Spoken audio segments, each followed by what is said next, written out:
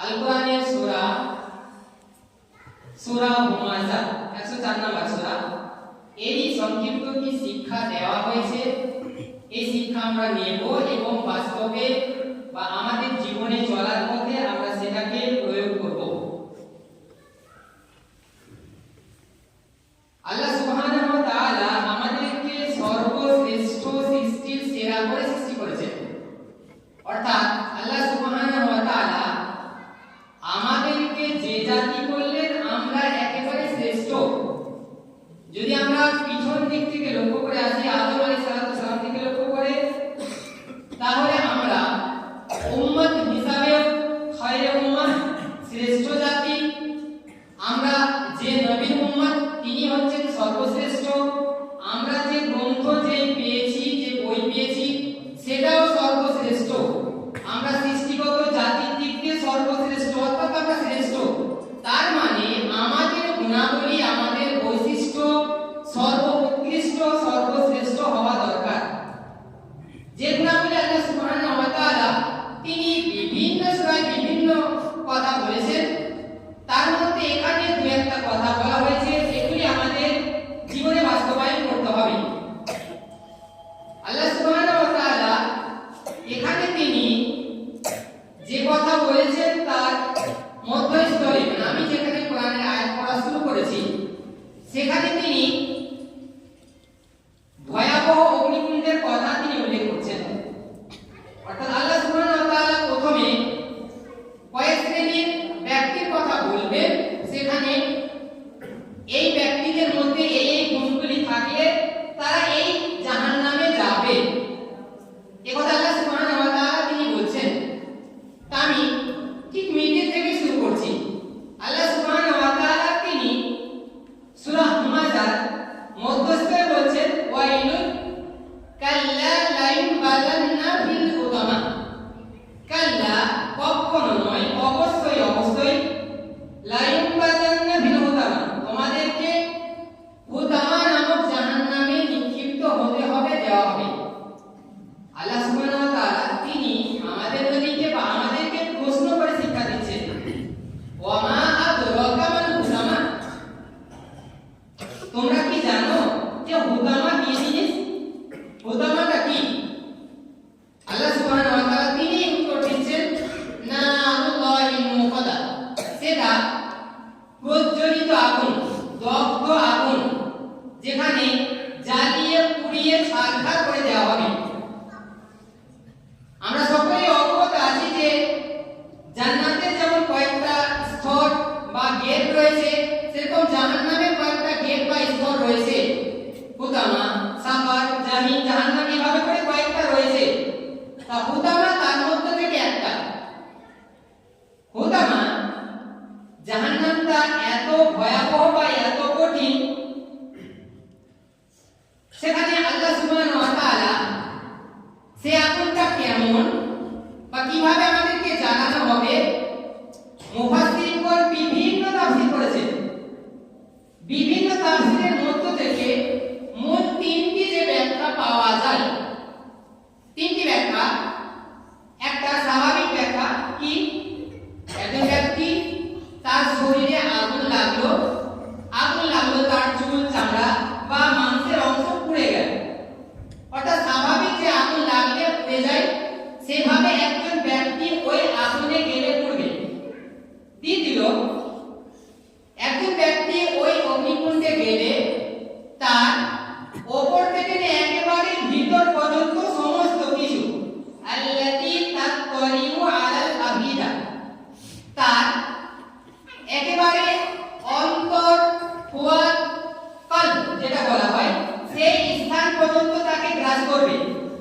অর্থাৎ সমস্ত কিছু করবে, এমনকি কলব বলে যে ফুয়াদ বলে যে অঙ্গটা আছে, হিয়া আত্মভূমি বাতিল ইনসান, অর্থাৎ মানুষের শরীরের মধ্যে সবচেয়ে যেটা নরম অঙ্গপিণ্ড অঙ্গ, সেই অঙ্গটির মধ্যে আমাদের অঙ্গ হলো ফুয়াদ বা কলব। এই জায়গা পর্যন্ত তার আঘাত পৌঁছে যাবে। আবার তৃতীয় যে ব্যাখ্যা, সে ব্যাখ্যাটা হিয়া আহিয়াউন, অর্থাৎ সে ব্যক্তি জীবিত থাকবে। আমি জীবিত থাকলাম আর আমার আঘাতটা হবে ফুয়াদ নামক জায়গাতে, অন্তরে মনে, মানে ফুয়াদ হয়তো বারবার আমি ব্যবহার করছি, ফুয়াদ বা কাল, ওই জায়গাটাকে বলা হয় যেটা মন, অন্তর। কাল আর ফুয়াদ এর মধ্যে আবার পার্থক্য আছে, মানে কাল সাধারণভাবে ব্যবহৃত যে মনকে বোঝায়, আর ফুয়াদ তখন আল্লাহ রাব্বুল আলামিন ব্যবহার করেন যেখানে মনের অনুভূতি, মনের কষ্ট, দুঃখ, বেদনা বা মনের অনেক আনন্দ ফুর্তি ব্যবহার করতে সেখানে ফুয়াদ শব্দটা আল্লাহ সুবহানাহু ওয়া তাআলা ব্যবহার করেন। মানে আল্লাহ সুবহানাহু ওয়া তাআলা এই ফুয়াদ নামক জায়গাতে মনের যে অনুভূতি, সেই অনুভূতিতে তিনি আঘাত দিতে চান। তো আগুনটা তার কোন জায়গায় পৌঁছাবে, কোন জায়গায় আঘাত করবে? ফুয়াদ নামক জায়গাতে। এখানে তার কোনো কিছুই পড়বে না, সে জীবিত থাকবে। তার মানে কি? তার মুফাসসিরগণ এইভাবে ব্যাখ্যা করছে, তার না চুল পুড়লো, না চামড়া পুড়লো, না কোনো অঙ্গ প্রত্যঙ্গ পুড়লো, ডাইরেক্টলি আঘাত করছে কোথায়? অন্তরে। হয়তো আমাদের বিশ্বাস নাও হতে পারে বা আমরা বিশ্বাস করতে পারি না, কিন্তু আজকালকার মানে বিজ্ঞানের যুগে আমাদের জন্য বিশ্বাস করা খুবই সহজ, কঠিন এমন কি নয়, কোনো বিষয় নেই। এই যে লাইট জ্বলছে, ইলেকট্রিক বাল্ব জ্বলছে, কারেন্ট রয়েছে, এখানে একজন ব্যক্তি কারেন্টে শর্ট খেয়েছে, তার আঘাত কতটা লাগবে? খুব বেশি হবে, এক জায়গায় একটু খুঁত হবে, সামান্য, কিন্তু তার যে অনুভূতি, তার কোন জায়গায় আঘাত লেগেছে সেই ব্যক্তি বুঝতে পারছে, সে কতটা কষ্ট পেয়েছে সেই ব্যক্তি বুঝতে পারছে যে তার কোথায় আঘাত লেগেছে। সেই জাহান্নামকে বুঝতে গেলে আমাদের ওইভাবে নিতে হবে যে সেই ব্যক্তির শরীর সমস্ত কিছু ঠিকঠাক, যেখানে সে মানে অনেক কষ্ট পায়, কেউ বেঁচে যায় আবার কেউ মারা যায়, কিন্তু সেখানে আল্লাহ রাব্বুল আলামিন কি করবে? বাঁচিয়ে রাখবে, তার অন্তরে ব্যথাটা তিনি দেবেন। সে কিভাবে সেটা কষ্টটা সহ্য করতে পারে। তার মানে কারেন্টে যে ব্যক্তি শর্ট খায় সে বুঝতে পারে যে কত কষ্ট। আরো সহজ করে বলি যে মানে বুঝতে সহজ হবে, আজকালকার যুগে ইন্ডাকশন চুলো, এখানে আপনি একটা পাত্র রাখলেন, সেই চুলোতে আপনি হাত দিচ্ছেন আর অনেক কিছু করছেন, আপনার কোনো অনুমতি নেই, কোনো আপনি আঘাত পাচ্ছেন না, কোনো আপনার আগুনের স্পর্শে কিছু নেই, তারপরেও সেখানে যে পাত্র দেওয়া হলো সেই পাত্রের মধ্যে পানি, খাবার, চাল, ডাল যা রাখলেন প্রত্যেকটাই টকবক টকবক করে ঘুরছে, তাই না? এই যে টকবক করে ঘুরছে অথচ কোনো কিছু চলছে না। আল্লাহ সুবহানাহু ওয়া তাআলা হুদাবান এবং জাহান্নামে যাদেরকে দেবেন তাদের কিন্তু অবস্থা ঠিক এই রকম হবে। অর্থাৎ হুদাবান এবং জাহান্নামে গেলে এই রকম কষ্ট আমাদেরকে সহ্য করতে হবে। আমি বেঁচে থাকবো অথচ আমি চাইবো যে আমি যেন মরে যাই, আমি চাইবো আমার এরকম কষ্ট যেন না দেওয়া হয়। আল্লাহ সুবহানাহু ওয়া তাআলা তিনি বলেছেন আল্লাযী তাত্তারি ওয়াল আবিদা ইন্নাহা আলাইহিম মুসাদা, সেদিকে ঘিরে রাখা হবে কিয়ামতি মুমাদ্দাদা, দিখায়িত খাম্বা পিলারে, অর্থাৎ সেই জাহান্নামটিকে ঘেরা বা বেষ্টন করে রাখা হবে। এই হুদামা নামক জাহান্নাম যে ব্যাখ্যা করা হলো, এই জাহান্নামে কারা যাবে? আল্লাহ সুবহানাহু ওয়া তাআলা তিনি সূরার প্রথমেই বলেছেন, আমি সূরার প্রথমে ফিরে আসি। আল্লাহ সুবহানাহু ওয়া তাআলা তিনি সূরার শুরুতে বলেছেন ওয়াইলুল লিকুল্লি হুমাযাতিন লুমাযা, ওয়াইলুল দুর্ভোগ, কষ্ট প্রত্যেক সেই ব্যক্তির জন্য যে সম্মুখে পশ্চাতে নিন্দা করে। ওয়াইল যার আরবি ব্যাখ্যা হয় ইকাব, শিদ্দাত আযাব, অর্থাৎ অনেক কষ্ট, অনেক দুর্ভোগ তার জন্য অপেক্ষা করছে। সে দিয়ে হুমাযা আর লুমাযা, হুমাযা লুমাযা এর অনেকগুলি ব্যাখ্যা আছে। আবার এই শব্দগুলি এমন একটা শব্দ যে একটি অপরটির অর্থ বহন করে। হুমাযা মানে সম্মুখে নিন্দা করা, লুমাযা মানে পশ্চাতে নিন্দা করা, আবার অর্থটা উল্টে দেওয়া হয়। পার্থক্য করে হুমাযা সেই ব্যক্তি যে অপরের নিন্দা করে তার মুখের দ্বারাতে, বিল কওল, সে মুখের দ্বারাতে অপরকে ছোট করছে, নিন্দা করছে, সেটা সম্মুখে হতে পারে, পশ্চাতে হতে পারে। আর লুমাযা সেটা যে তার ইশারার দ্বারা, বিল আমাল, আমি চোখের ইশারা করছি, চোখের ইশারাতে আব্দুর রহমান সাহেবকে যে কি কষ্ট দিয়ে দিয়েছি সেই বুঝতে পারছেন, তিনি বুঝতে পারছেন। আমি আঙ্গুলের ইশারা করেছি, আঙ্গুলের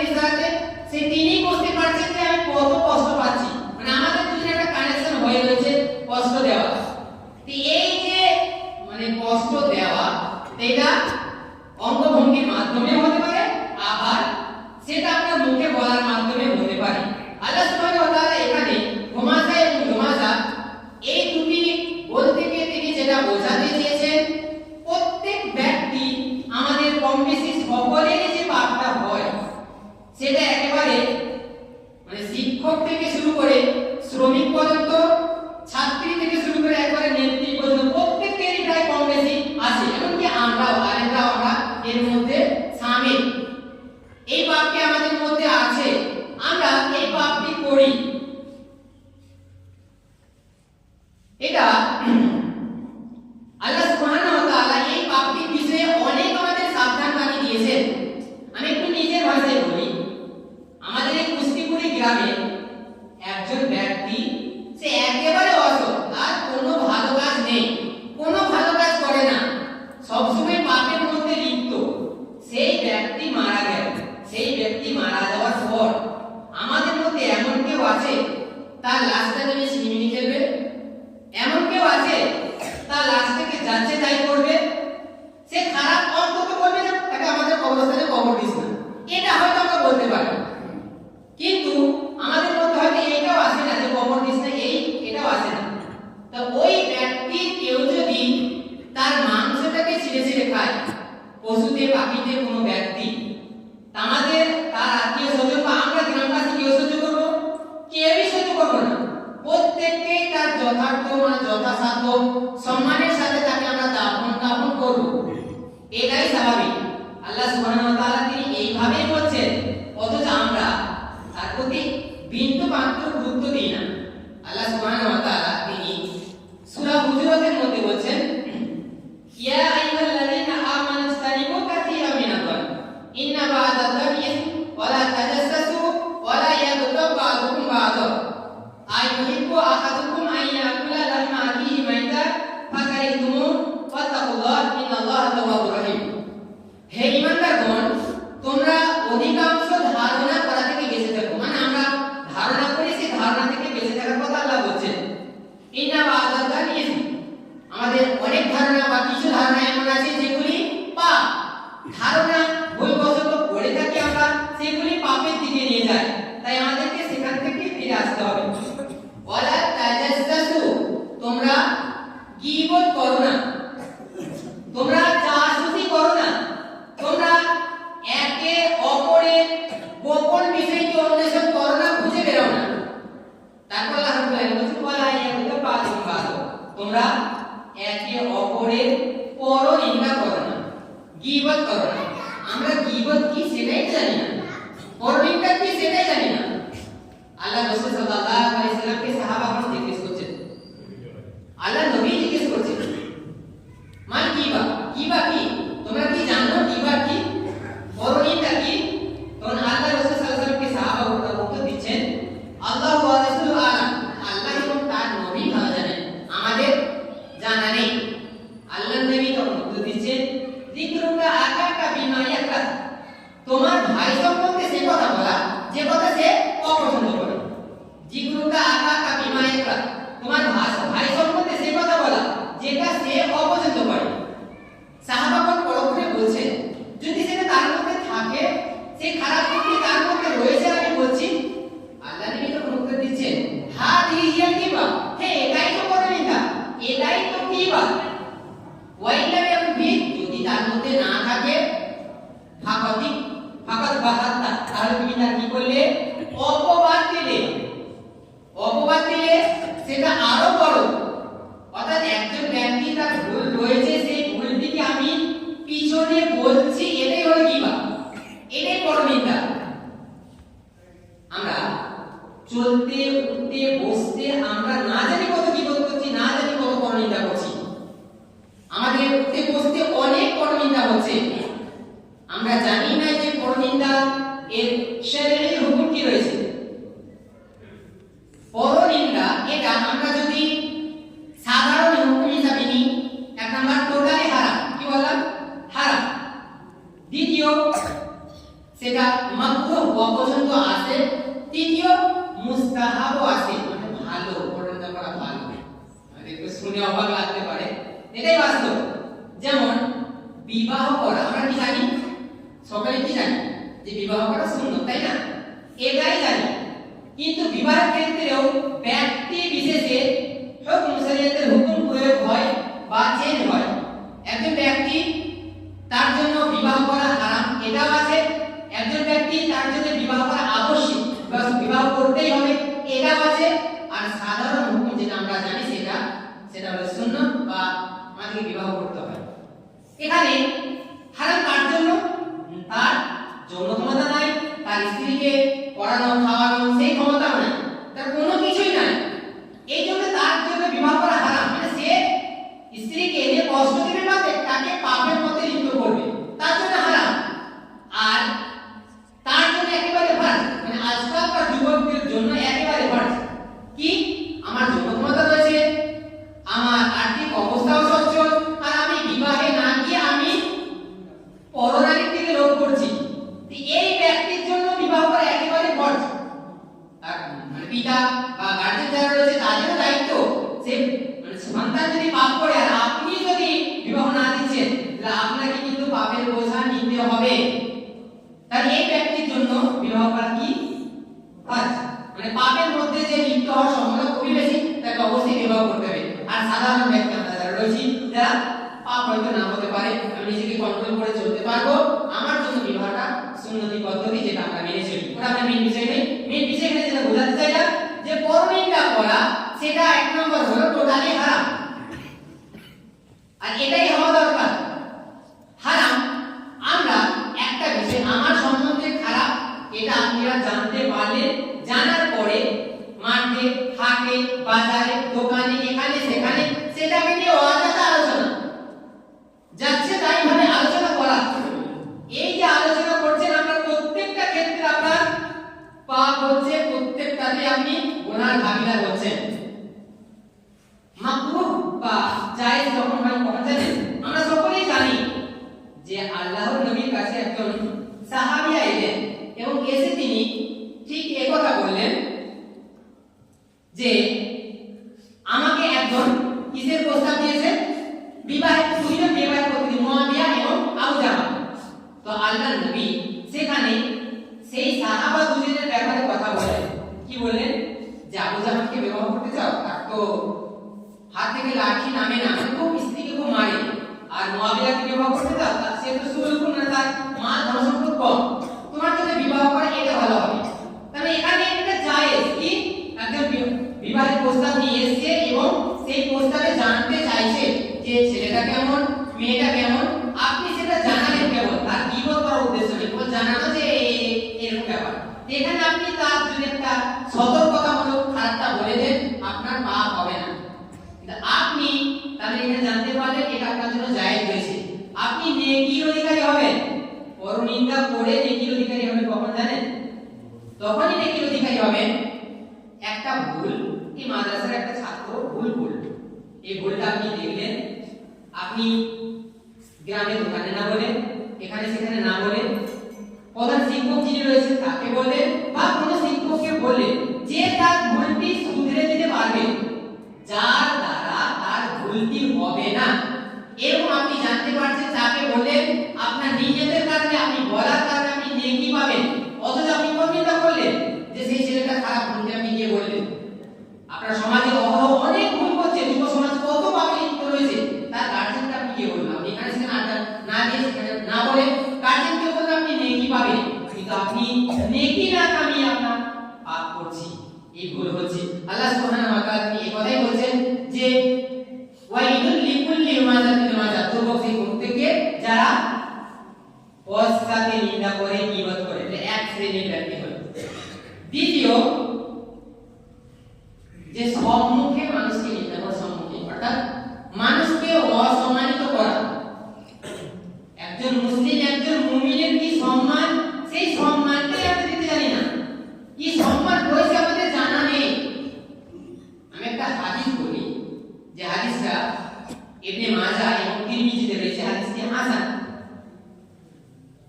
ইবনে উমর নাযারা ইয়াওমান ইলাল কাবা, ইবনে উমর তিনি এক